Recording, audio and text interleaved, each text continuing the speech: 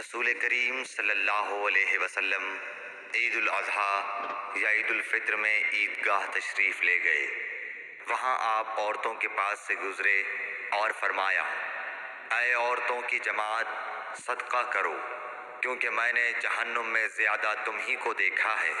انہوں نے کہا، یا رسول اللہ صلی اللہ علیہ وسلم، ایسا کیوں؟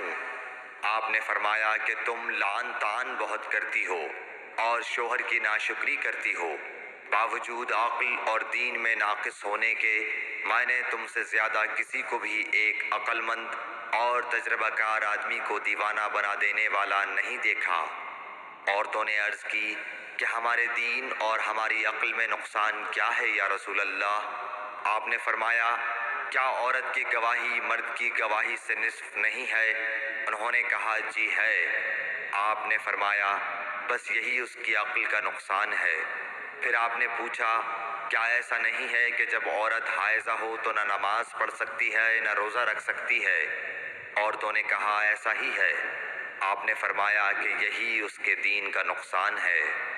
صحیح بخاری حدیث نمبر 304۔